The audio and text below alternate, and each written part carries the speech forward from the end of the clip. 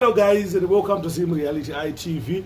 My name is DJ Sparks Zimbabwe. Tiri pana patoke grenya dzakasiyana dzinenge dzichiitika mativi mana ose enyika yeZimbabwe. Ndofunga tese tikuziya panangu vachifollowa nyaya NAIZA BOOM kuti panenge kusawirana kana kuitika pakati pa-director kana kuti founder weNAIZA BOOM nana Jatiwe nanetsai navovho naOZEMWA. Saka vakuti hatichada tauda kubuda bora tisikupiwa mari inoenderana nemashandiro atinenge tichiita. Saka isusu toda kuti tinzwe masaidi ese because tiripo pakungoyananisa vanhu, tiripo pakuti vanhu vazive chokwadi chaizvo. Saka pandapedza kugadzira ndinga munokuona kuti ndapfeka gear rebasa ndakuchienda manje kunotsvaga director kuti vari papi namunhu kuti vari kukembi kwavari. Saka ndichatsvaga kuti vari papi chaipo ndosvika ipapo ndonzwa director ndobva ndanzwawo nevamwe vakasara kuNAIZA BOOM kuti vari kuzvifambisa sei, vari kuwirirana nemari dzokubudira kana kuti pane zvikuitika. Sasofa tabudisa interview yavovho, takabudisa yaOZEMWA, yaJatiwe Manje inenge yakutobuda apa muchinzwa kuzvitaura naJatiwe. Saka ndakuenda notaura nani kunotsvaga director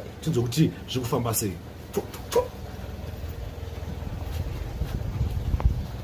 Kamota kemakuhwa kakusimuka hako.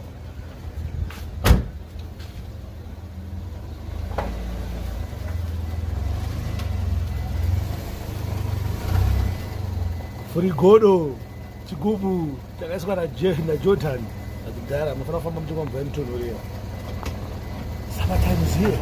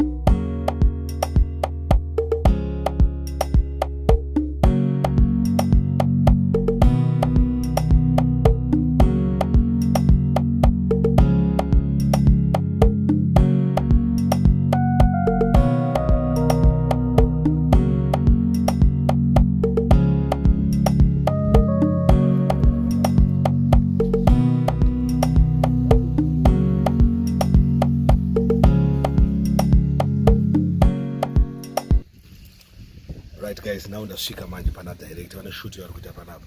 Ndati mbotaure navo tinzwe kuti zvinofamba sei, zvakamira sei.